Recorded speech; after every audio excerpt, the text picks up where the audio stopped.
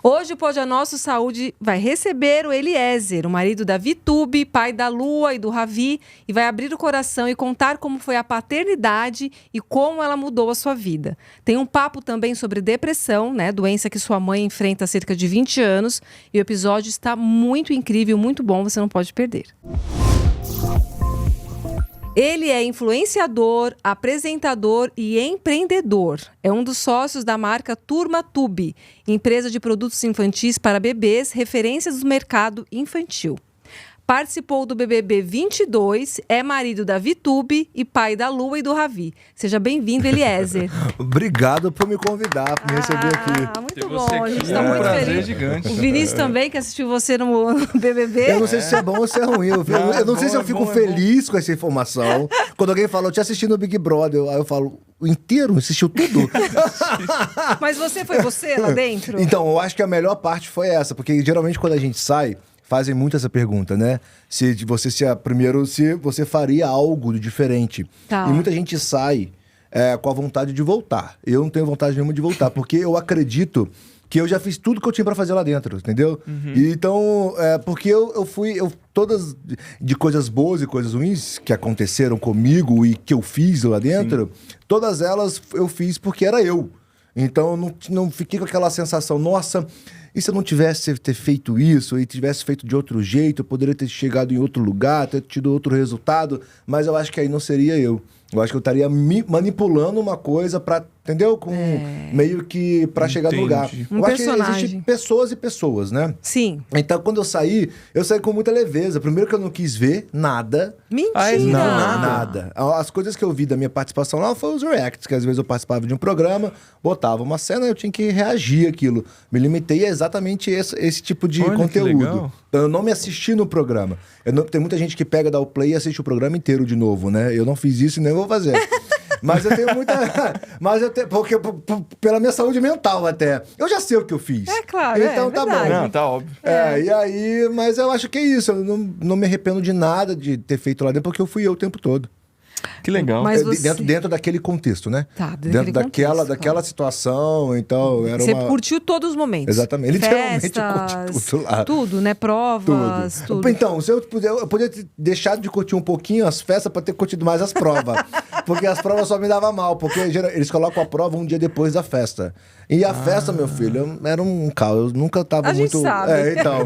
E aí, então eu chegava, às vezes, na prova, eu bêbado ainda, entendeu? Ainda com ressaca. Mesmo prova de resistência que tinha. Não tem como saber. Pra gente lá dentro não tem como saber. Eles não falam, eles só falam na que vai hora. ter prova. A gente só sabe o dia da prova. Eles não conseguem falar, tipo, a gente que fica tentando imaginar, mas não existe, essa semana é prova de resistência. Não existe isso. Entendeu? E a prova de resistência, assim, vocês ficavam lá, era...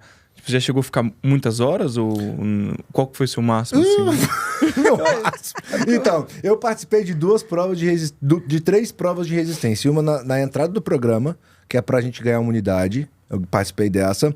Participei uma... que eu me lembro que eu tava com o Scooby agarrado num bastão, assim, o Scooby do mar. E nessa prova chovia, nevava. Putz, eu sei qual que era. E a gente tava sei qual que é. abraçado no bastão, e o bastão descia e subia, esquentava, ventava. E eu já tava, assim, numa situação que, tipo, eu tava congelando. Eu falei, os meus dedos vão quebrar. Eu tava sentindo que eu ia todo, sabe, quebrar? Igual o Sub-Zero, quando dá um jato de coisa em você e você quebra. E eu olhava pro Scooby, o Scooby tava assim, ó... E eu falei, né, pô, você tá com frio? Aí ele, mano, eu treino, isso aqui eu passo minha vida inteira nisso aqui. Eu treino com baixas temperaturas, o meu treino, eu vou pra lá pra, né, pegar grandes ondas. Então, ele viveu isso a vida inteira. Eu falei, não tenho chance. Eu também ia falar. Aí eu falei, então eu não vou ficar muito tempo não, esse cara... E eles ganhavam todas, ele, o PA, o DG... Eles ganhavam todas, né? Eles são atletas e tudo mais, o Arthur também. E aí, nisso, eu peguei e falei, desisti. Aí, nessa, eu desisti. E a prova final, que eu fiquei até o final do programa. Então, eu não fui pra final porque eu saí 2 dias antes da final. Mas eu fiquei o top 4. E pra sair do top 4 pro top 3, pra garantir a vaga da final, é uma prova de resistência. E eu perdi, eu não me lembro porque eu perdi, mas eu perdi a prova de existência. Mas qual que foi? Eu não lembro essa É uma de prova. um carro. Você tem que ficar, você fica numa plataforma, acende uma luz, você monta, a minha edição, né? Você monta um porta-mala exatamente com as figuras que montam pra você. Então tem várias coisas pra você colocar no porta-mala. Tá. Aí você tem que pegar exatamente as figuras que aparecem, tipo um jogo da memória. E aí você coloca as coisas no porta-mala, e aí você volta, depois você vai pra uma estrutura de aço, se amarra lá, e aí lá chove, venta, gela. Ah, lembro. E aí tu fica horas Lembro. lá, molha, não sei o que, depois você volta pro carro. Entendi. Isso tudo Lembro. no tempo, entendeu? É, E eu então não me lembro complicado. porque eu perdi, mas eu perdi. Aí eu saí nessa hora. Você manteve amizade com alguém depois da casa lá? Mantive. Eu tenho muita amizade com o Scooby, com o Arthur, com o DG. Inclusive, olha só que engraçado, eu mantenho minhas maiores amizades são quem mais votava em mim. Quem queria me tirar do programa. É mesmo? O grupo oposto foi que hoje em dia eu sou mais amigo, o Gustavo. Mas vocês não se davam bem lá dentro ou era coisa de estratégia? Na minha edição não teve muito esse negócio de não se dar bem com as pessoas. Foi uma edição mais tranquila. Todo mundo se dava bem, ou senão era uma guerra fria, entendeu? Aquele negócio que não era um ataque direto, mas aquele olho torto. Então não teve nenhuma grande discussão. Mas eu não sei, aqui fora as coisas se encaminharam. Acho que aqui os assuntos eles ficaram mais fluidos e talvez a gente foi se conhecendo melhor, mais afinidade com esse grupo, entendeu? Eu não sei se você deve ter, eu não sei se você viu, mas deve ter visto que criou um meme do Scooby que ele ficava parado assim. A gente lá dentro não percebia. Isso que eu ia perguntar. Não percebia? Não percebia, não. Que convivência, né? Você fica ali e você acaba nem se ligando. Logicamente, a gente percebia que o Scooby era um cara, digamos assim, tipo... Tinha um delay ali. Tinha um delay próprio dele. Mas eu também tenho o meu delay também.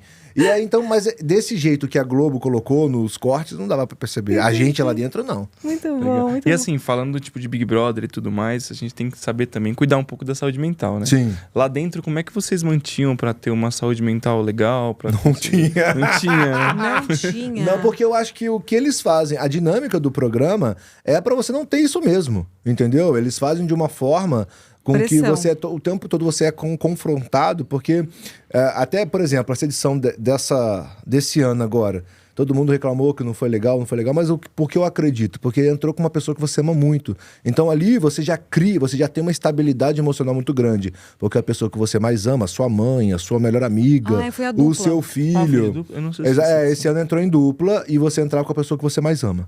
E aí, então, todo mundo entrou com... o genro entrou com a sogra, a mulher entrou com o esposo. E foi interessantíssimo de assistir. Mas eu acho que nesse momento, acho que você já entra com uma estabilidade emocional, que você sabe que a pessoa que você mais gosta tá do seu lado, tem pra você se abraçar ali. Porque dentro do programa, isso é muito importante. Você fica, a sua mente, automaticamente, nós seres humanos, por mais que a gente fale que a gente consegue viver sozinho, eu acho que automaticamente a gente busca essa aceitação e essa necessidade de acolhimento, eu preciso de alguém pra... Uma coisa humanizada, né? Pra me sustentar aqui dentro, pra me dar uma força aqui dentro, de uma forma apoio, meio que de forma inconsciente mesmo. Então, é muito difícil fazer o Big Brother se você não tiver ninguém pra ter esse apoio emocional. Mas lá você tem um apoio psicológico. Era semanal? Na minha edição eles queriam que a gente brigasse. Então, eu acho que, por exemplo, na edição da Vi... na edição da Vi, era muita briga. Então eles colocavam... A Vi me contou que eles colocavam psicóloga dia sim, dia não. Qual que foi a dela? Que eu acho que a dela a 21, da Juliette. Da Vi. Da Juliette. Que foi a edição mais caótica. Então a Vi falou, não, lá a psicóloga ia praticamente toda semana pra todo mundo. Na minha edição, se eu não me engano, ela foi 3 vezes, espalhados assim nos 3 meses. Que coisa! Entendeu? Às vezes, quando ela ia pra uma coisa muito específica, chamava a pessoa. Entendi. Eles que tinham o filtro, não eram vocês que pediam? Não, eles que tinham o filtro. Eles olhavam lá e falavam, esse aqui tá precisando conversar. Chamava assim, sei lá, atendimento, não me lembro o termo, mas sei lá, Eliezer dispensa, ou Eliezer confessionário, era isso. O seu foi do Thiago Abravanel, não? Foi do Thiago. O Thiago, antes de sair, ele teve um atendimento só pra ele. Talvez. A gente não tava percebendo isso, mas acredito que a produção já tava percebendo que ele tava meio que no lugar de não quero ficar. Então acho que levou pra ele. Tanto que eu acho que foi num dia ele saiu no outro, entendeu? Sim, Porque eu acho que esse como você fala, esse contato que você deixa de ter com o mundo externo, e acaba vivendo ali aquela bolha e aquele monte de sentimentos, aquele tipo de coisa, eu acho que aquilo lá deve ser uma coisa muito impactante, né? Porque você tem uma rotina, você tem uma sua Como família. que era a sua vida antes? Só pra eu entender um pouco se Cada foi... dia no lugar. Eu era um mochileiro, né? Mas pra você foi bom estar no Big Brother? Foi muito bom. Eu acho que assim, como é que eu vou te dizer? Eu sempre fui o cara das experiências. Então, eu sempre gostei de ter experiências. Por isso que eu era mochileiro. Então, eu era o cara que ia para um país e ficava lá 30, 40 dias vivendo com a passagem de ida e volta. E lá eu fazia... Lá, o que eu fazia, eu dava na telha. Você é aventureiro. Eu tenho até medo hoje de um dos meus filhos me seguir, me puxar, porque isso hoje em dia eu vejo como isso é perigoso. Porque muitas vezes ninguém aqui do Brasil que gostava de mim sabia nem onde eu estava, nem o que eu estava fazendo. Eu estava lá com a passagem de ida, só sabia a volta, mas o que eu estava fazendo lá, um roteiro, o hotel que eu estava ficando, não, porque às vezes eu chegava até sem hotel. Eu ia ficando. Só comprava passagem e ia. Você sempre foi assim? Sempre fez isso? Eu acho que desde os meus 25 anos, sim. Nossa, teve algum lugar que você falou, acho que esse aqui, talvez eu fique aqui? Eu sou louco para voltar para a Ásia, morar na Ásia. Inclusive, estava falando com a Vi sobre isso ontem. Eu falei assim, olha, eu sempre tive um plano de vida de morar fora do país. Eu queria morar fora para viver a experiência de começar do zero num país novo, morando fora. E aí, nisso, eu comecei o processo, eu quase fui, veio a pandemia... E logo depois da pandemia, eu entrei... Na verdade, eu entrei no Big Brother dentro da pandemia. Então, esse plano veio as crianças, veio tudo, foi por água abaixo. Mas eu tenho isso ainda. Eu já falo com a Vi, eu não sei quando os nossos filhos estiverem velhos e tudo mais, quando tiver criado, mas eu quero pegar as minhas coisas, ir para um país e morar lá, e ver como é que é essa experiência, entendeu? Nossa. E aí, na minha cabeça sempre vem Ásia. Tipo, porque eu acho fascinante a diferença cultural. Então, eu gosto disso. Entendeu? Porque ela fala, a gente vai para os Estados Unidos, mas os Estados Unidos é muito próximo, a gente tá acostumado. Entendo. Entendeu? Tipo, é muita coisa, tem muito brasileiro lá também. Eu quero Tem mais brasileiro lá. Então, eu quero uma coisa diferente, eu quero uma coisa que me desafie, que seja interessante, né? Conhecer aquilo, viver como uma pessoa. Então eu tenho isso muito dentro de mim. E você já foi lá pra Ásia? Já passou um tempo? Já. Toda vez que eu vou pra Ásia, eu gosto de ficar 30, 40 dias lá. Então eu já fui pra... Qual cidade que você foi, o país que você gostou? Você eu fui pra Tailândia, eu fui pras Filipinas. Eu já fui pra Maldivas também, mas aí eu não fui pra curtir mesmo. Eu já fui pra Malásia, eu já fui pra Singapura, eu já fui pra... Nossa, bastante. Nossa, coisa já ali. deu Eu te cortei. Então, Eliezer, antes de ser famoso, de entrar no BBB, gostava de sair viajando. Eu tinha uma empresa e aí empresa, você tinha uma empresa de quê? Eu tinha uma empresa, assim que eu formei com 21 anos, eu abri uma empresa de branding e marketing. Então, eu sou formado nisso. Então, eu sou marketeiro, eu sou publicitário, design e marqueteiro. Que legal. Eu trabalho com isso desde os meus 13 anos. E aí, quando eu formei na faculdade, eu abri minha empresa. A minha empresa foi indo, foi crescendo, atendia muito o estado do Rio. Até não atendo mais, mas a empresa existe até hoje. E aí, nisso, quando veio mais ou menos um pouco antes da pandemia, eu já estava... A empresa, ela já andava meio sem mim, assim. Então, eu já tinha uma equipe, um time formado de designers que faziam, que produziam. Então, eu não necessitava a minha presença física todos os dias. Então, eu comecei a viajar. Comecei ali, comecei aqui, não sei o quê. Eu fazia Enfim. Você era jovem, sabe? Exatamente. Então, foi assim que comecei a viajar. Quando veio a pandemia... Depois, um pouquinho, porque aí teve um período que ninguém viajou, todo mundo ficou preso. E depois o negócio, a gente foi se reinventando, foi soltando aos poucos, né? E aí as reuniões começaram a ser cada vez mais online, tudo era online. Porque a gente tinha se readaptado. Aí eu falei, nossa, é esse momento, eu posso conversar, eu posso fazer reunião em qualquer lugar do mundo. Então aí eu comecei a ficar esses tempos. Ia para um lugar, ficava 30 dias, ia para o outro. E tipo, eu comecei a pular os países, sem voltar para cá. Entendeu? E como é que surgiu o BBB? Como é que surgiu? O BBB foi o seguinte, eu tinha acabado de sair de um relacionamento, e era um relacionamento que foi muito conturbado pra mim. E eu tava fragilizado emocionalmente pra caramba, e uma amiga minha falou assim, nossa, ela sempre disse que eu tinha cara de reality. Então, viam de férias com eles, ela falava, vai lá. Via não sei o quê, vai lá. E ela sempre achava que eu tinha cara de reality. E eu nunca achei isso, não. Porque eu nunca busquei a fama. Eu falei, pra que esse tipo de coisa? Sim. Mas eu acho que talvez a minha maneira de viver, eu acho que dava meio esse perfil. E aí ela me mandou o link que saiu, porque ela é stylist, ela trabalhava na época muito com as pessoas próximas, que fazia produção e tudo mais. Aí soltou o link naquela, eu não sei como é que tá hoje, mas naquela época as inscrições eram online. Ah, você mandava o vídeo? Fazia tudo por um site, mandava um vídeo. E aí ela mandou o link pra mim, eu abri o link, eram 300 ou 500 perguntas discursivas. Nossa. Aí foi essa a minha reação. Já é uma prova, já. Eu já não quero muito, porque eu nunca tinha assistido Big Brother. Pra falar a verdade, eu era aquele cara que falava assim, você assiste Big Brother? Tem tanta coisa. Vai ler um livro, vai assistir um filme, vai viajar. Tinha um certo... Big Brother, eu tinha esse preconceito, olha só como que a gente paga a língua da gente. E aí começava, pra mim era papo de... não dá. Big Brother pra mim não dá. E aí eu falei, foi essa reação que eu tive quando eu vi as perguntas, eu falei, Natália, não dá não. Mas a gente se conhecia muito, a gente era muito amigo de muita longa data.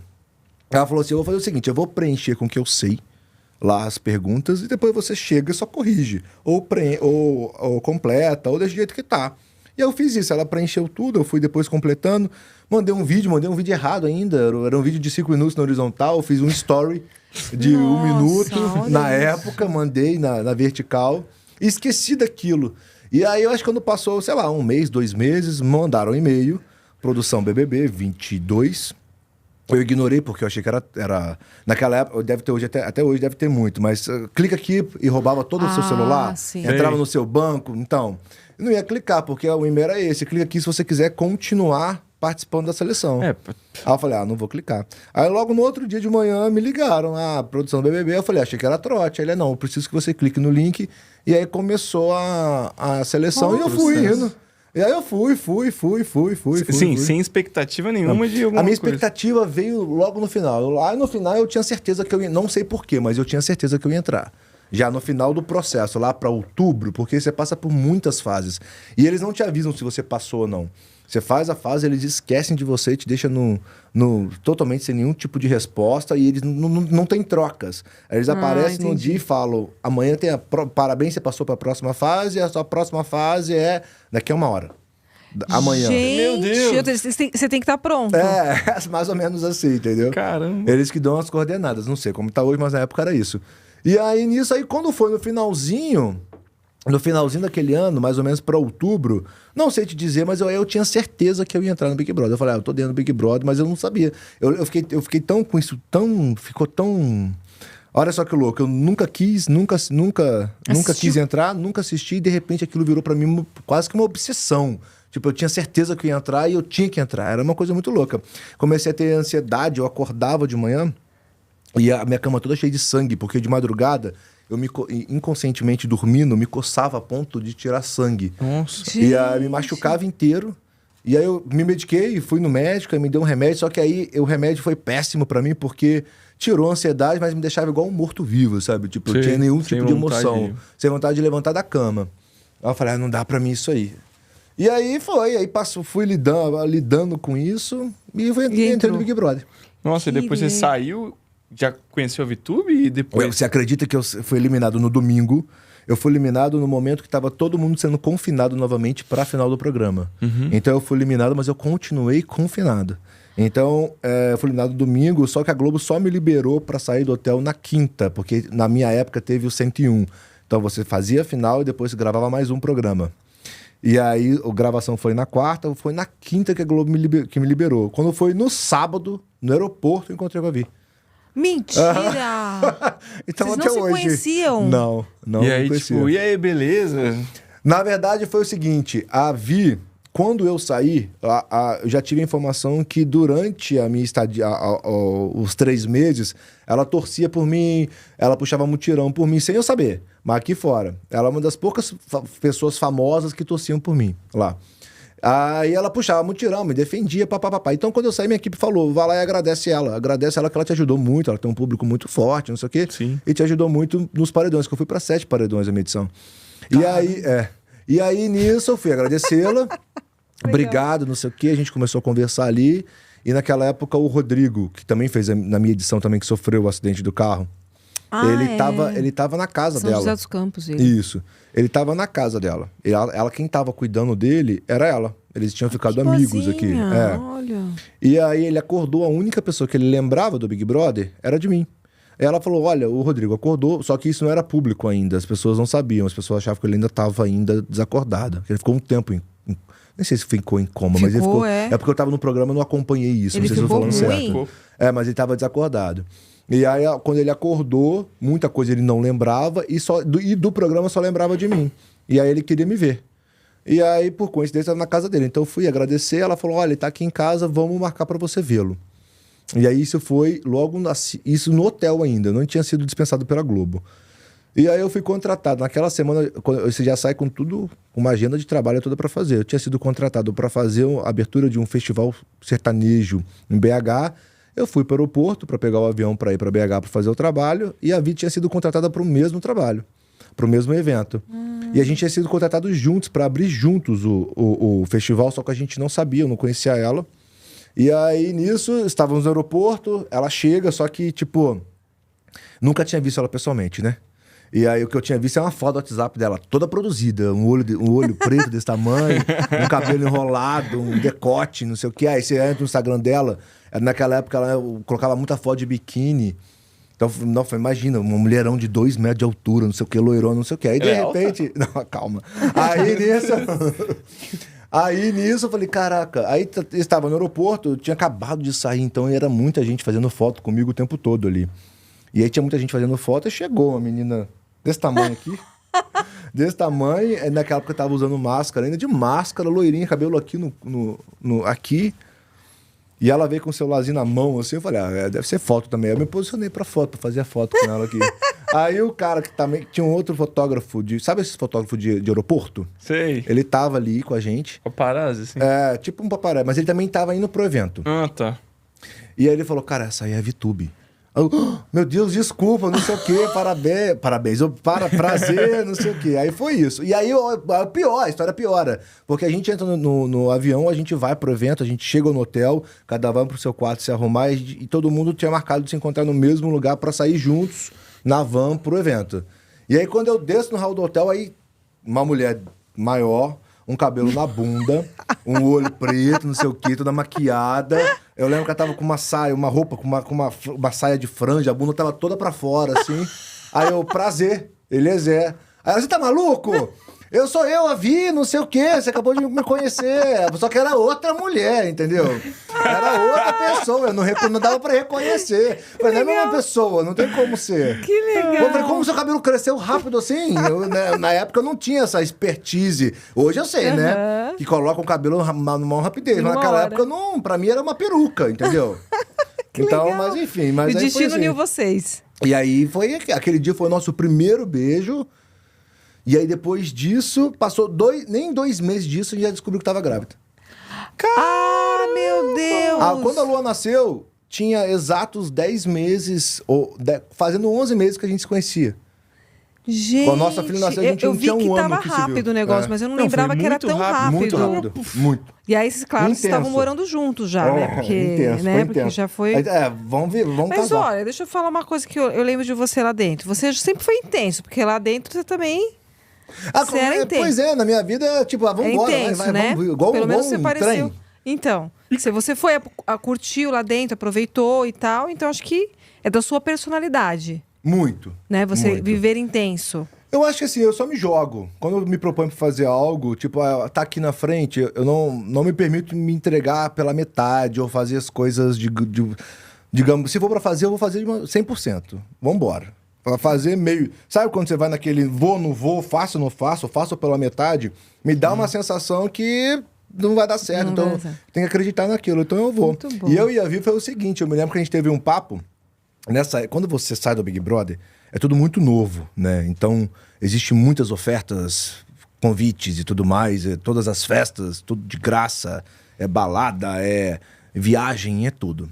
E aí, nisso, a Vi... Ela tá na internet desde que a internet... tipo assim, ela é uma dinossauro da internet. Ela é essa Virgínia, ela começou com 10 anos. Nossa. Ela é essa da Virgínia. Ela foi uma das primeiras, no YouTube, junto com o Felipe Neto, junto com a Kéfera. Eu fui conhecendo a história dela depois, porque eu não conhecia. Enfim. E aí, também, então, ela sempre estava com muitas pessoas em volta dela, né? Produção, não sei o quê. E aí, quando ela engravidou, quando a gente decidiu juntos lidar viver juntos, né? Essa gestação. Aí eu lembro que a gente teve uma conversa muito franca e honesta, porque a gente falou, cara, a gente não se conhece. Exato. A gente não se conhece. 3 meses, a gente não se conhece. E a gente tem, eu acho que 9 meses para se conhecer. Porque quando a Lua nascer, na época a gente nem sabia que era a Lua, quando a criança nascer, a minha intenção é que a gente não seja 2 indivíduos, mas que sejamos uma família. E então a gente tem 9 meses para se conhecer. Pra gente se conhecer mesmo, a gente tem que focar um no outro. Nesses 9 meses e viver isso juntos. Pra gente focar um no outro, tem que tirar todo mundo da nossa vida. Então tira todo mundo. Você fez ao contrário da Virgínia. Na verdade, eu tô acompanhando a separação da Virgínia e tá todo mundo comentando, não é minha opinião. E todo mundo analisa, né? Porque a pessoa pública, as pessoas vão analisar, né? E falam que um dos motivos é porque era todo mundo junto. Na casa ali. Na casa. Né? Mas então todo mundo morava mesmo? Morava? Morava. Mora. Amigos, mãe. A mãe eu sabia, mas o resto todo mundo morava junto. Muitas funcionárias, muito isso, muito aquilo. Então... Mas a família dele não morava lá. Não, só a dele mora no mesmo condomínio, mas não mora junto. Mas o resto todo mundo morava junto. Até pessoas que não são de sangue. Então, amigos, muitos funcionários. Então, eu lembrei porque você falou, né? Quando você decidiu, vamos fazer ali uma limpeza. E aí eu lembro que... Mas que dessa época o Rodrigo morava na casa dela ainda, porque ele tava se recuperando. Tá. E aí foi nesse momento... E eu acho que... Porque eu não sei quantas pessoas moravam na casa da Virgínia. Mas eu lembro que a gente brincava que a casa da Via era uma república. Porque você chegava lá, sempre tinha 10 pessoas, 15 pessoas. Ela tinha um apartamento... Tem ainda, só mudou. Um apartamento de sei lá quantos... 1, 2, 3... 4 andares, não sei o quê. Então era sempre... Dava muita festa, muita gente lá, se reunia muito. Ela tinha essa vida de solteira. E muito amigo. Mas aí, quando engravidou, eu falei, olha só... A gente tem que querer, a gente tem que estar no mesmo barco, né? Mas eu acho que o mais importante... Não é nem tirar todos. Eu acho que o mais importante é os dois quererem a mesma coisa. Sim. Quando os dois querem a mesma coisa, as coisas estão alinhadas. O problema é quando um quer, outro quer mais ou menos, ou quer uma coisa diferente do outro. Então a gente foi muito honesto com o outro. E aí partiu de mim e falou, olha... Eu sei como é que é, não sei o quê, mas eu acho que sai todo mundo. Acabou festa, acabou isso, acabou aquilo. É porque é o tempo que a gente tem pra gente se conhecer. Então a gente precisa se conhecer, né? A gente vai se matar aqui dentro. A gente vai se matar, mas a gente precisa se conhecer. Que bom! Entendeu? E aí a gente começou. Que legal. Entendeu? A gente parou de sair, parou. Aí tirou...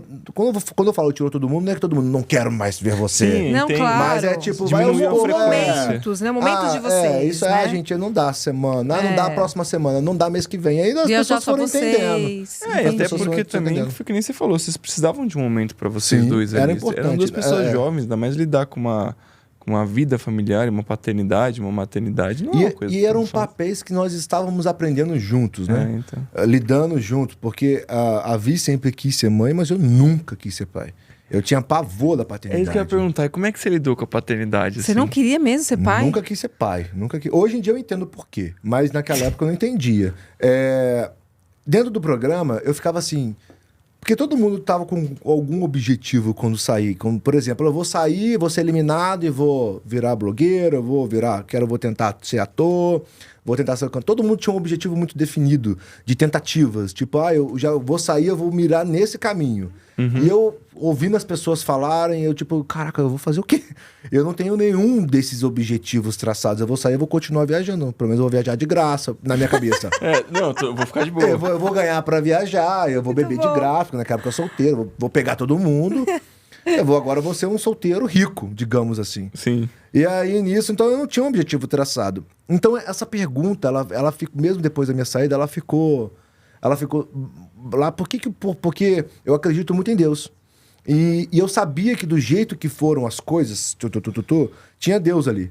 Porque, tipo, nossa, eu nunca quis entrar no Big Brother. Eu nunca quis ser famoso. Do nada, o Brasil inteiro quer isso. E tem gente que faz há 20 anos, verdade. faz a inscrição e não consegue. E eu que não quis, me botaram.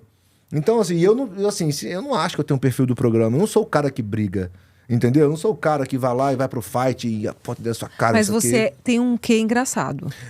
Mas eu não me sinto. Não, mas eu não me sinto assim.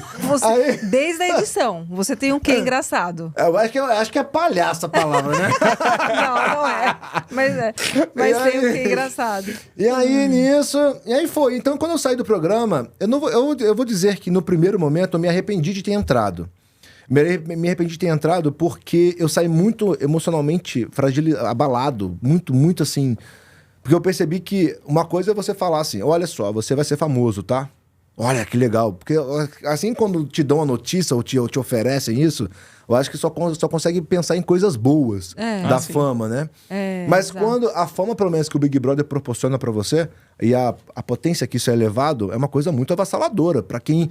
Porque, assim, por mais que vocês me assistem por 3 meses, pra mim é do dia pra noite, você entende? Porque por 3 meses eu tô dentro de uma casa e eu não tô lidando com vocês. Eu não tô lidando com nada.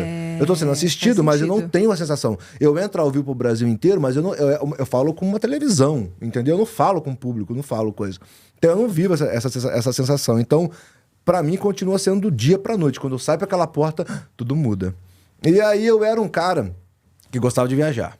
Eu era solteiro, então eu gostava de pegar os outros. Eu gostava de beber. Eu gostava de fazer muitas coisas que quando eu saí e eu fui fazer aqui fora, eu era empacado em tudo. Então eu comecei a ter que pedir permissão pra tudo. Eu tinha um contrato. Então eu queria viajar. Eu lembro que eu tinha uma viagem pra Croácia, comprada antes mesmo do programa, que era do The Yacht Week, no final de maio. Que é isso? É uma festa? É uma festa em alto mar na Croácia. Nossa. Que todo mundo vai, um monte de iate juntos, assim, e fica navegando pelo mar da Croácia. Chama Yacht Week? The Yacht Week, The Yacht Week. E eu vai olhar pra você ir. Não, tô doido. Vai agendar lá. E aí eu lembro que eu tinha isso comprado e tudo mais, aí chegou a data e fui brecado. Não pode sair do Brasil, não pode, tem que pedir autorização. Então tudo eu tinha que pedir autorização. Pra fazer uma viagem eu tinha que pedir autorização. Aí eu chegava nos eventos assim, aí as pessoas já ligavam o celular, eu me travava aquilo, porque deu muita repercussão minha bebedeira dentro do programa, e a gente não tem essa noção lá dentro, né? Você não tem noção que está sendo assistido, que as pessoas vão comentar? Tenho noção, mas é diferente de viver realmente a repercussão que o Big Brother traz isso pra você, né? Quando eu saí, as pessoas me colocavam como um grande bêbado.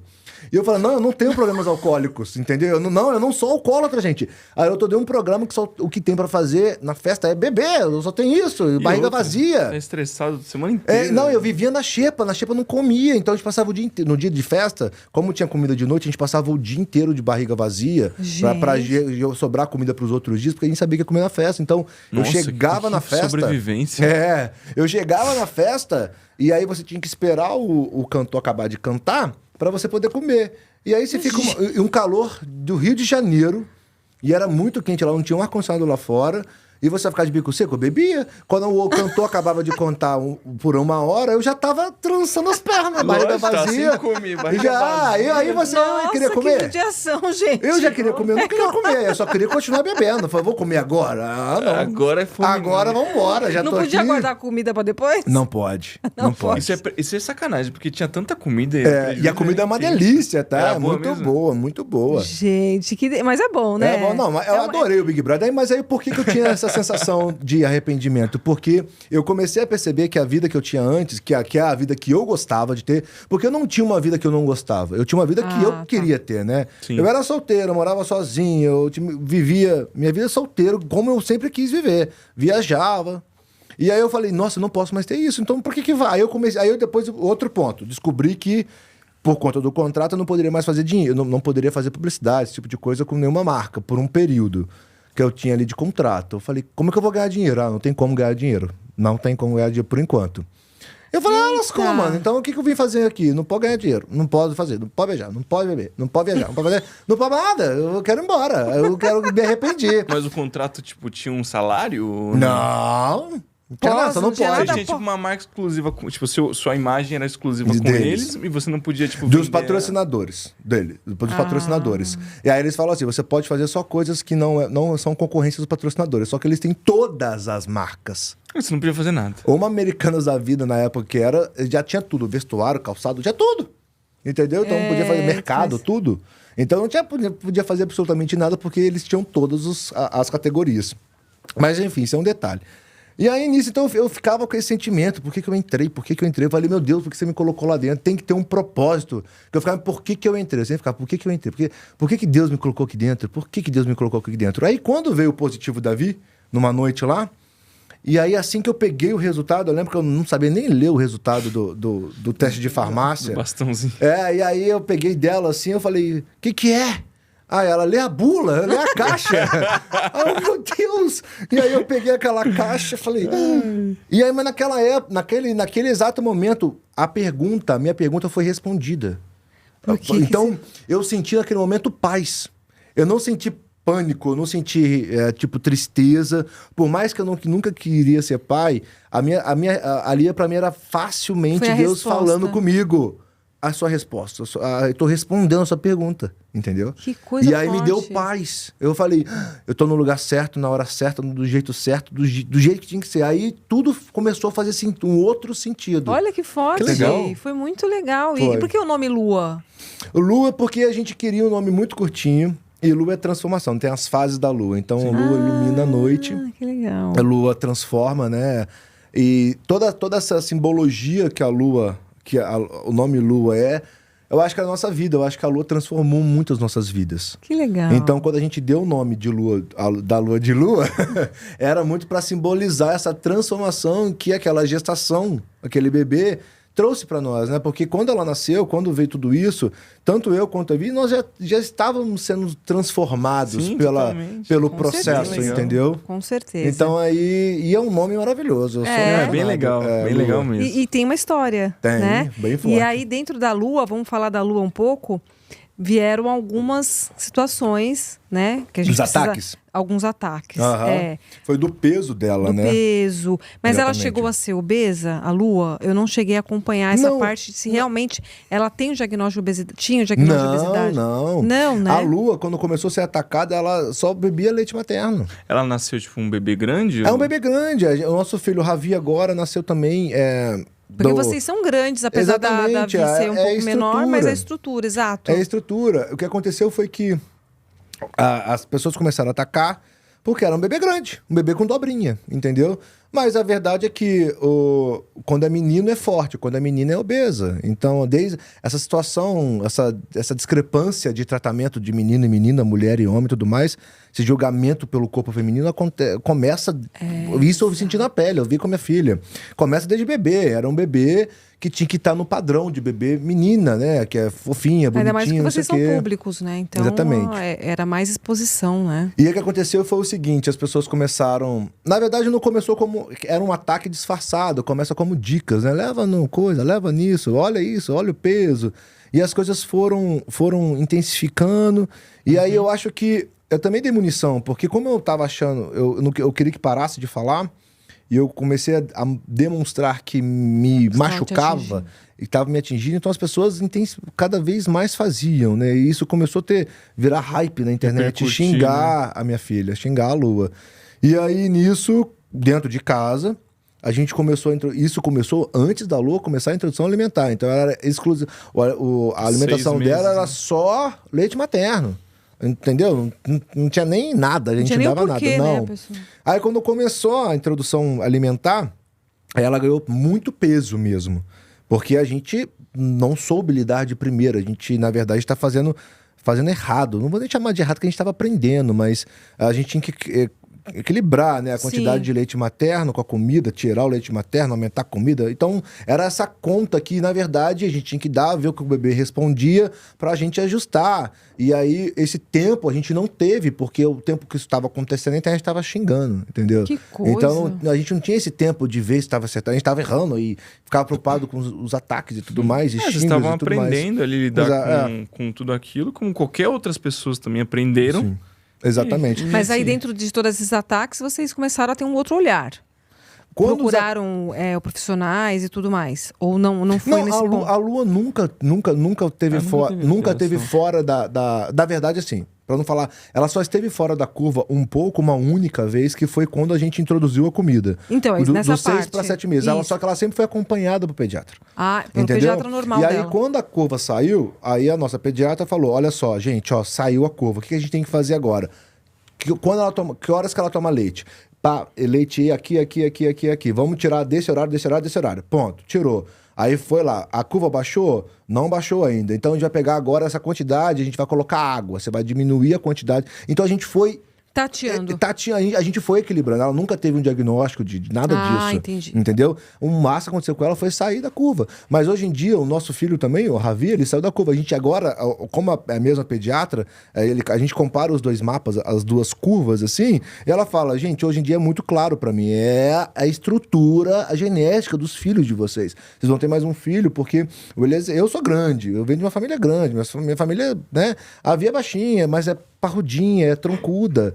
Então, assim, é a genética das crianças. Então, não se preocupe. Tanto que agora está com muito mais leveza. Ah, sim. Entendeu? Que bom, que bom. Isso foi muito importante. Exatamente. Muito bom. A gente tem algumas perguntinhas aqui, Eliezer, que eu gostaria de passar para você. Olha só. Antes de fazer essa perguntinha, tinha uma outra A sua dúvida. pergunta. Não, mais uma dúvida mesmo. Você falou que você está trabalhando num ramo de brinquedo infantil. Uhum. Legal. E como é que foi que você iniciou isso? Foi logo depois que teve seus filhos? Ou, tipo, antes você já trabalhava com esse meio desse mercado? Foi assim que a gente descobriu que seríamos pais. Na verdade é o seguinte, igual eu falei pra vocês, tenho barra, porque eu atuo mais de branding e marketing. Então eu sempre fiz marcas pra todo mundo. Sempre fiz. Eu sou o cara que faz, quando começa o negócio, eu sou a primeira parte do negócio. Então, vem com identidade visual, vem com conceito, vem com isso, trabalho junto com o arquiteto, trabalho junto com todo mundo ali, eu que dou a base de todo mundo. Esse era o meu business. E aí eu sempre quis fazer uma marca pra mim. Eu sempre fiz pros outros, eu sempre quis fazer uma pra mim. Uhum. Só que eu não sabia o quê. Quando veio a Lua, a gente estuda muito mercado quando a gente faz esse trabalho de branding, que não é só o visual. Então eu tenho uma percepção de mercado diferente, então eu olho para o mercado de maneira diferente. Naquela época, comecei a fazer a pesquisa de coisas que a gente teria que comprar para o enxoval e percebi que tudo que os pediatras indicavam, tudo que as pessoas indicavam era de fora. A gente não tinha uma marca de fato brasileira focada em bebê. Eu tinha importadoras, né? Eu tenho a Buba que vinha de fora, eu tenho a Fisher Price, eu tenho isso aqui. Eu falei, nossa, mas brasileira a gente não tem quase nada, né? A gente tem uma grande loja de departamento, que é a Alô Bebê, que vende tudo, mas essas marcas. Então, marca própria mesmo, a gente não tem nada. Eu olhei para vir e falei, isso aqui pode ser uma grande oportunidade, porque pelos nossos próximos 10 anos, a gente vai viver a infância. Então a gente vai respirar isso, nosso assunto é só esse. A gente está falando nós somos influenciadores, então o nosso conteúdo tem que ter a ver com nosso dia a dia. Sim. Não tem como eu falar de futebol se eu não vivo futebol. E aí eu falei, a gente vai falar de infância, né? Porque você falou realmente isso aí cria Exatamente. E aí eu trouxe isso pra Vi. E a Vi é aquela pessoa que, ao longo da carreira, trajetória dela, ela já fez muitas marcas. E ela nunca se identificou com nada. E quando eu trouxe, cara, e se a gente fizer essa marca, a gente não tem que comprar as coisas pra Lua? E se a gente fizer as coisas da Lua e botar isso pra vender? Então, a Lua precisa de babador, precisa de chocalho, precisa de mordedor, precisa de naninha. Vai até a dela. E a gente vende a dela. E a gente faz uma marca com produtos que acompanham as fases da Lua. Então a gente lança um por fase. Então o bebê você não vai por ano, vai por mês, né? Cada mês você está numa fase. E ela tem uma necessidade diferente. Sim. E foi assim que nasceu a marca. E aí eu sou designer. Eu fiz a marca, a gente não queria gastar. E aí, eu não vou falar que foi de forma amadora, porque eu sabia o que eu estava fazendo, claro, né? Obviamente. Mas eu que fiz um sofá de casa junto com ela, eu fazia, mostrava para ela, criava a história, mostrava para ela. Eu que fiz as fotos, eu que fiz os vídeos, literalmente eu que fiz o primeiro site. Hoje em dia não, mas eu que fiz o site. Quando a gente lançou, eu que ia lá era uma salinha pequenininha lá em Sorocaba, que é a sala que a mãe dela já tinha alugado pra gente não gastar muito. Mandava as caixas, as coisas que os clientes compravam. Você fez o esqueleto todo, assim? Tudo. Aí eu comecei, literalmente a gente começou do zero. E você tá fazendo desenho, tem uma parte de desenho no YouTube, não tem? Isso, e aí a gente ficou, antes era só isso, né? E aí a marca ficou nessa, lançamos em maio, no Dia das Mães, e ficou até dezembro. Qual que é o nome da marca, desculpa? Turmatube. Turmatube. Turmatube. E aí nisso, quando foi em dezembro, a Vi chegou. Ela, não vou dizer que a Vi não estava no processo, que a marca sempre foi dela, só que o Porpério da Lua foi muito difícil para ela. Então ela meio que falou assim, quer saber de uma coisa? Cuida você. Durante todos esses primeiros meses. Cuida você que eu só quero ser mãe, eu só quero ficar com a Lua. É muita informação, né? Vai você e tudo mais. E aí a gente começou a brigar muito no final desses meses, assim, porque eu ficava no lugar que, tipo, o negócio é seu também e, tipo, você não tá envolvida e só eu tô envolvido, então eu não quero. A gente brigava muito por conta disso. E a gente teve uma grande briga, mas eu falei, não quero mais, toma.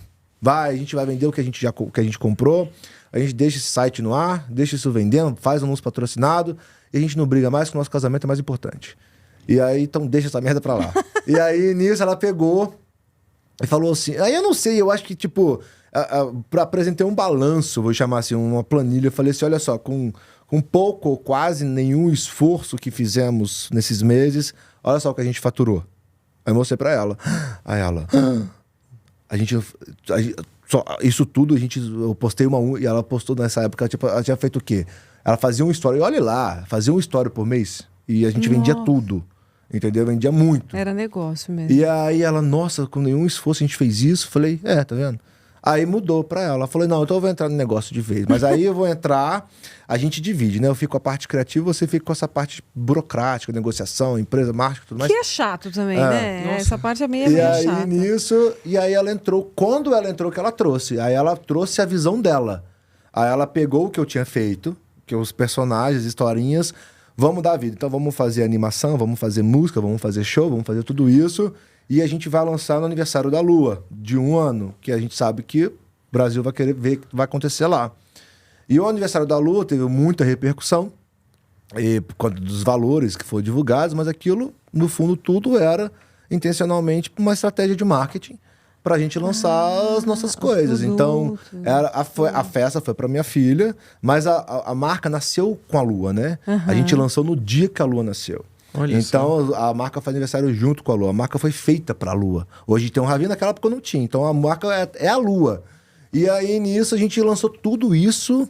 Fez aquela festa de 3 dias, mas na verdade eram 3 dias de festa de Turma Tube. Um dia tinha um show, outro dia a gente lançou o pijama, outro dia a gente lançou o site, a gente lançou as músicas. Olha que boa ideia. Entendeu? E aí a gente fez o grande lançamento no Brasil inteiro. A gente sabia que todo mundo ia olhar pra gente na festa da Lua.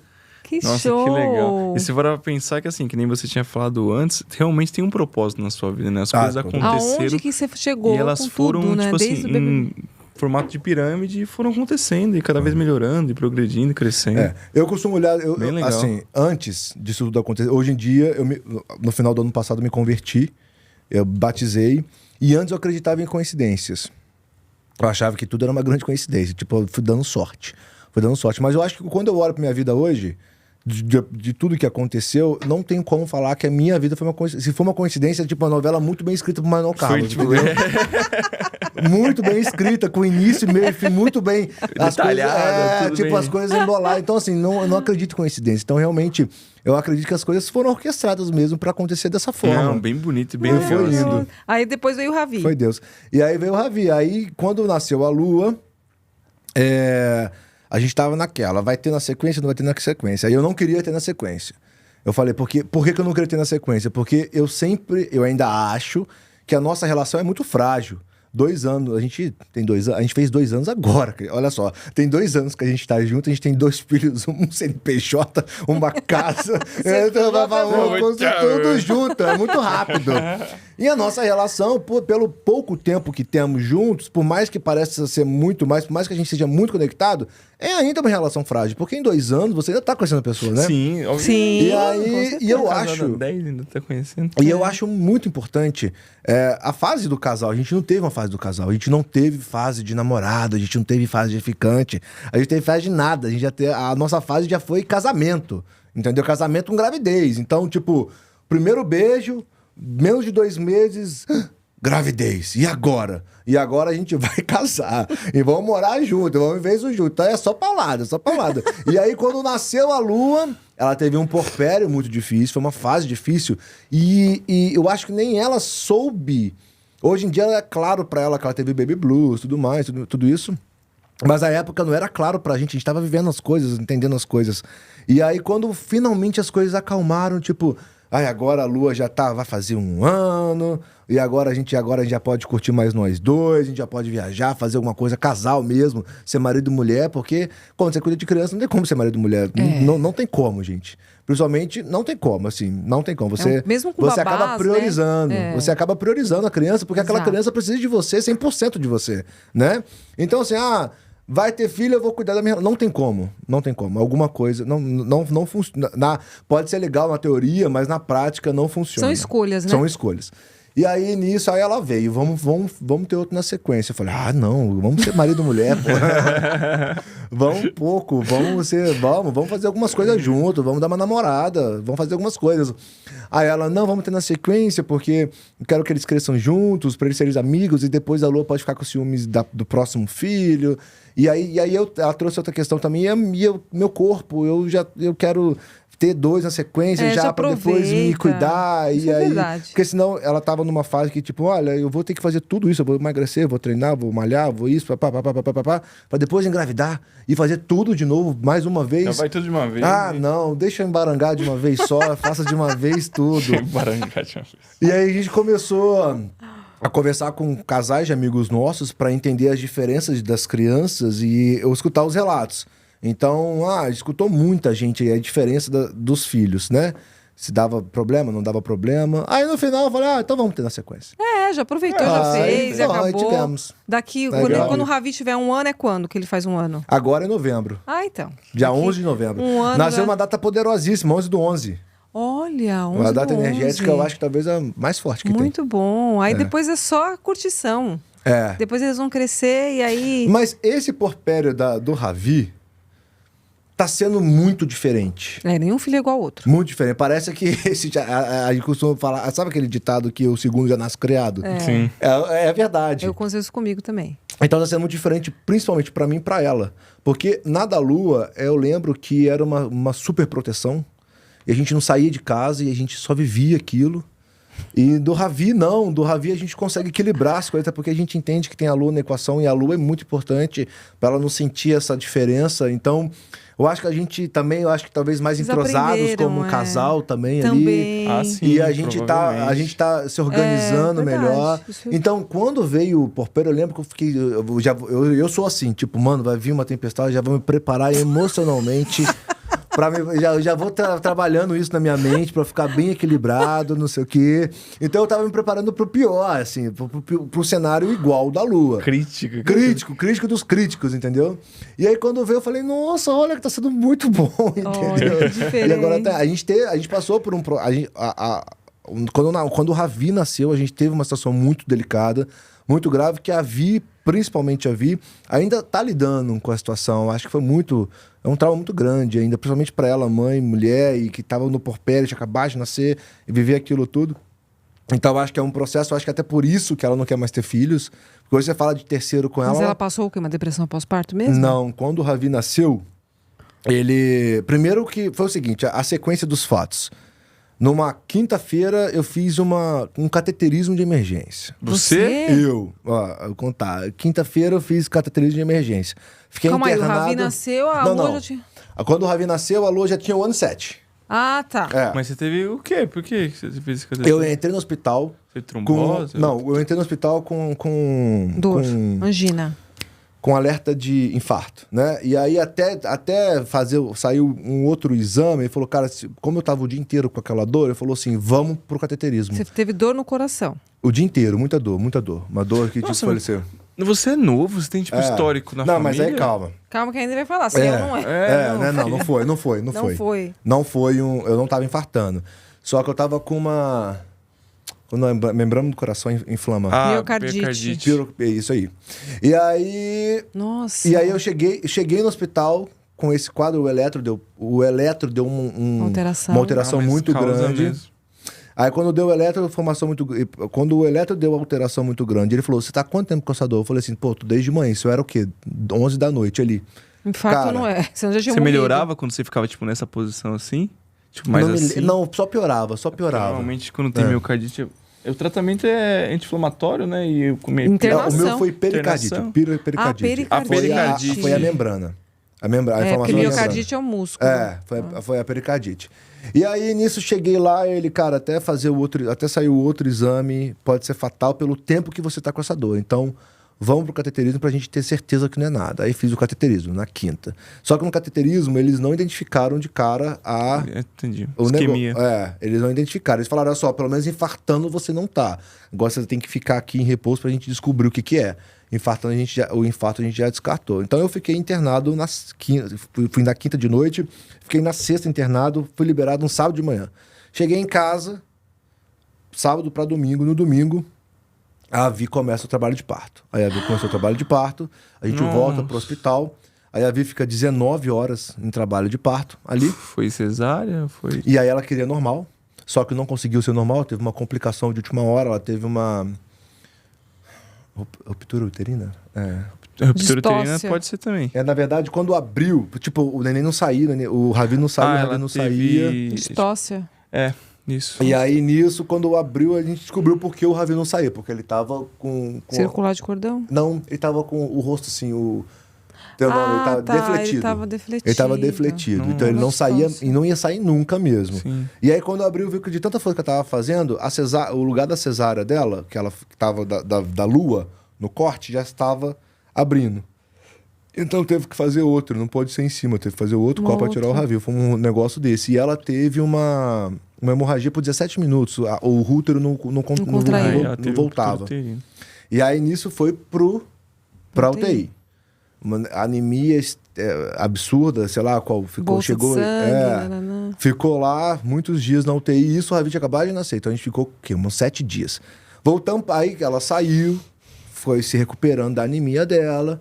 Voltamos para casa. Isso em 1 semana no hospital. Voltamos para casa, deu mais 1 semana, Ravi, hemorragia.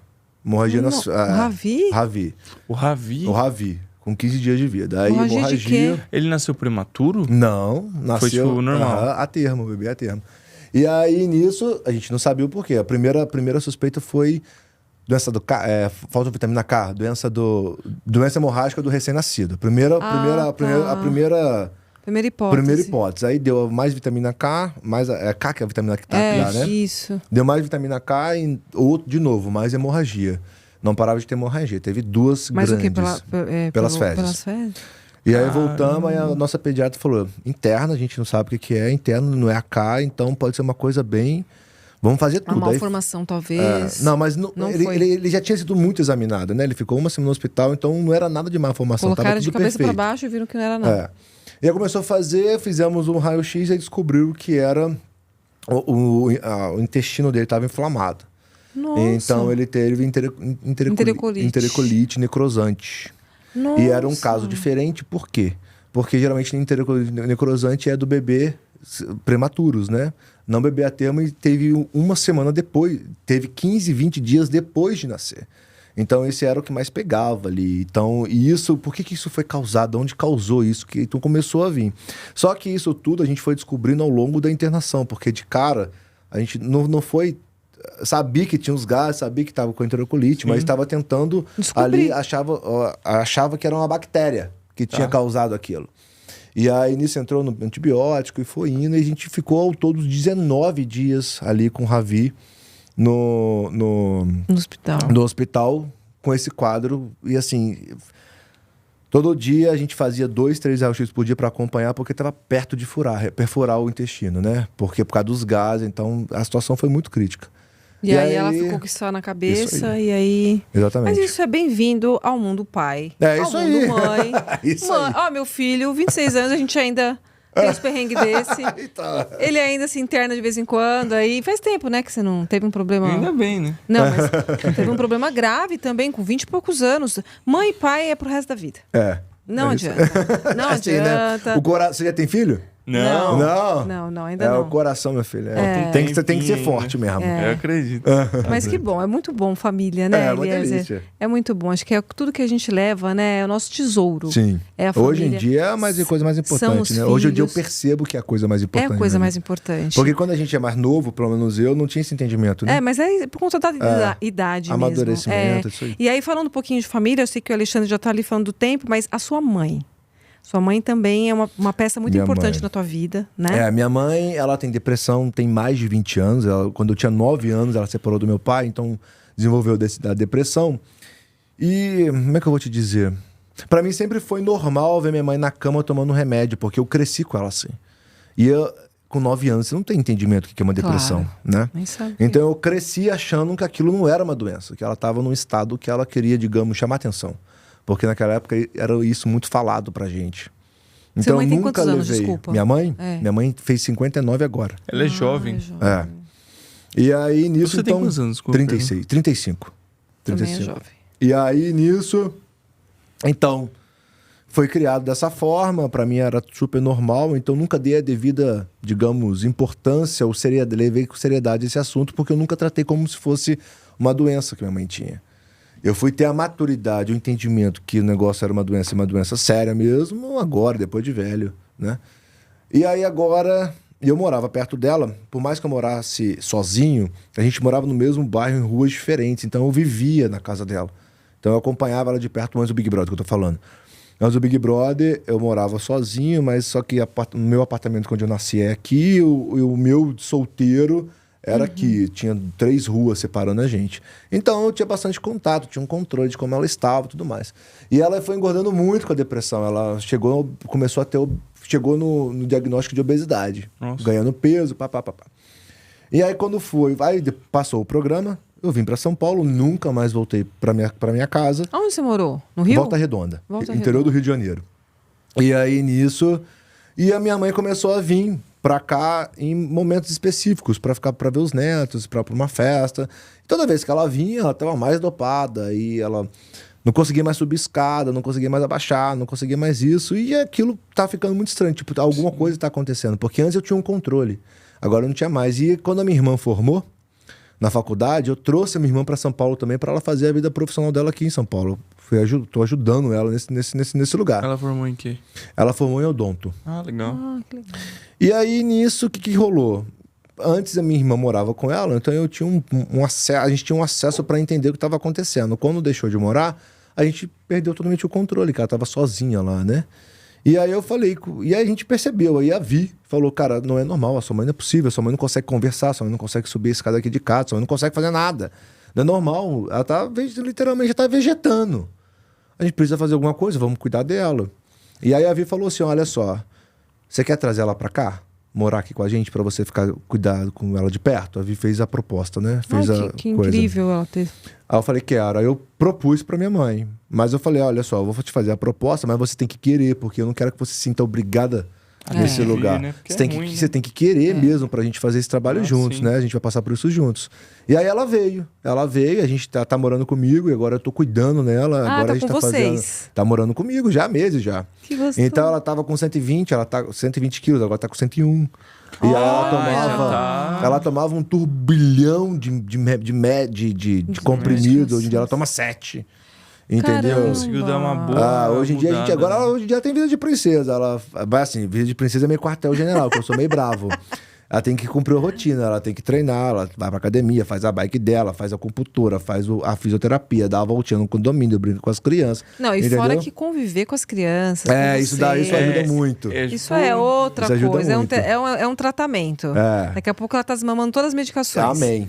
Com certeza. Porque socializar faz parte da saúde mental. Sim. Não é só medicação e alimentação, é tudo. É, o principal. São assim, estratégias, é a principal. Principalmente para as pessoas que... Sua mãe não é velha, né? Mas assim, as pessoas que vão entrando na fase idosa...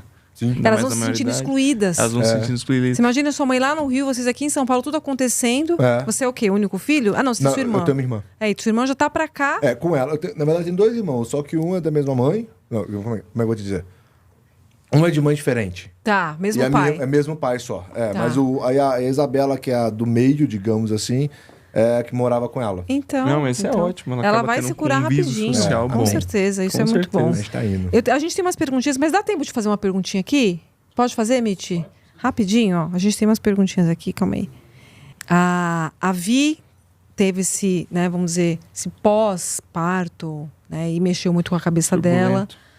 Você também, né, saiu do BBB com muita coisa na mente, mudou toda a sua vida 360. E sua mãe, quadro de depressão, desde a época de que você era criança, mas só ficou sabendo recente, né? Como é que você lida com isso, sabendo mesmo que são doenças mentais, que precisam de tratamento, precisa às vezes de uma terapia, precisa de medicação. Hoje você lida bem melhor, mas como é que você lida com isso em você? Porque a gente falou de todo mundo, assim, né? Mas você, Eliezer... Cara, uma coisa que eu comecei a fazer, que eu achava que era besteira e não é, eu comecei a fazer, é a terapia.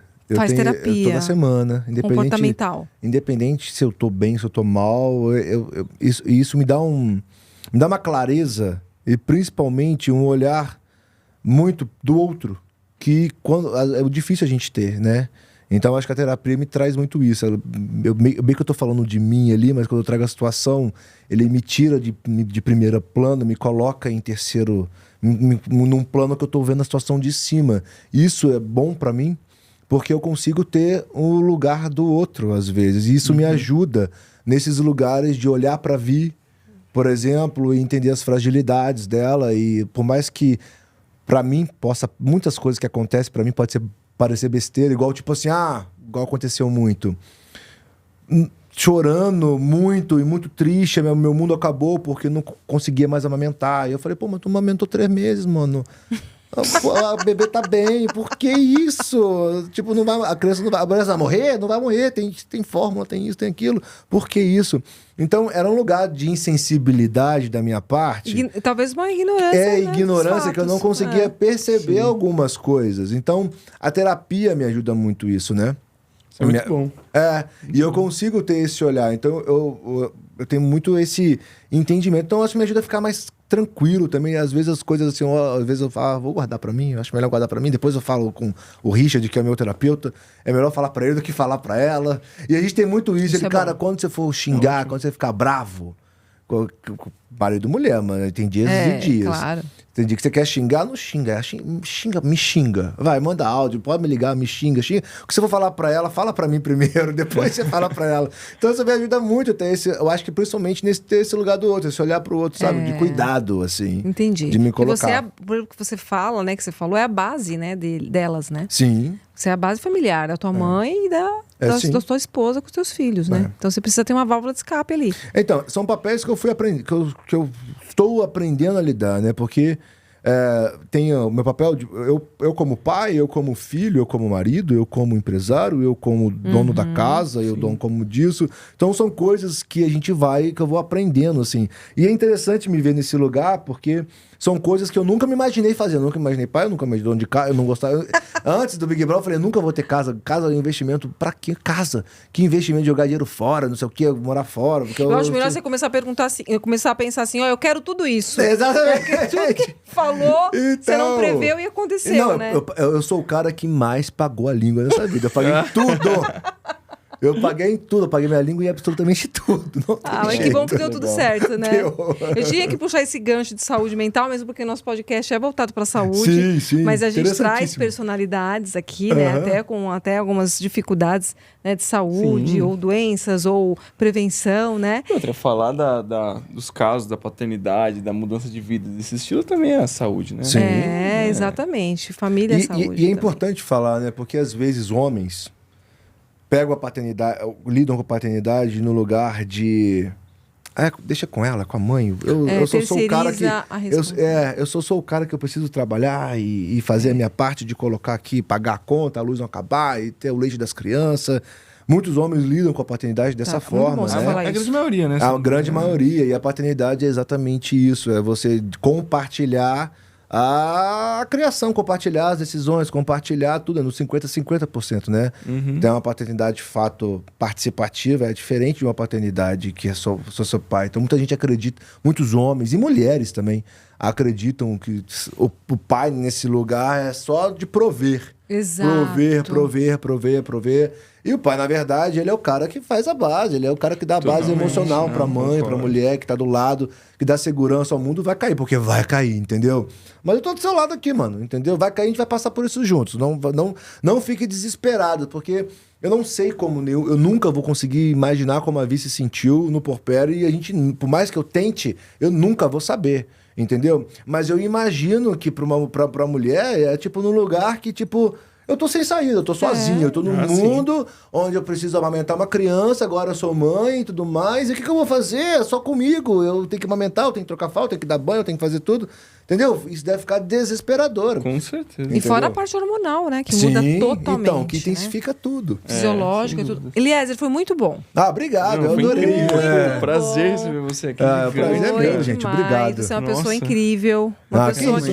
Não, realmente, né? Uma pessoa carisma, assim, sabe? Carismático. É palhaço, né? Não. Passa longe disso. Não, mas é uma pessoa que você vê nas redes, é igual pessoalmente. Isso é muito bom. Quando a expectativa... É uma pessoa do bem, sabe? Ela é igual Obrigado. à realidade, sabe? Que às vezes você cria uma expectativa por olhar vídeos e a TV, e aí quando chega, às vezes não é, mas tudo bem, também não é culpa da pessoa. Mas você superou as expectativas. É, a mesma obrigado. pessoa que você é ali, a gente É uma batendo energia. papo, você é aqui também, não tem esse negócio Isso, tipo, uma ah, energia não tem boa. personagem, é mesmo que eu fui no Big Brother. Exato, uma tem. energia muito boa. Quero agradecer o estúdio aqui Porte Par, do nosso querido Celso Portioli, André Lemos, caricaturista, e a menina das canecas, que presenteia todo mundo aí com as canequinhas. Ah, linda, que adorei a caneca. Não é linda? Linda, adorei. Tá fazendo sucesso essas canecas. Pessoal, olha, não esqueçam de se inscrever no nosso canal. Todas quintas-feiras, 20 horas, tem episódio novo pra vocês. Deixe os comentários, ativa o sininho também. Compartilhe, se inscrevam, enfim. Pra gente chegar aí aos 100 mil inscritos, né, Vinícius? Obrigada, gente. Obrigada, Eliel. Obrigado Muito a você, bom. gente. Tchau. Tchau, até mais. Beijo.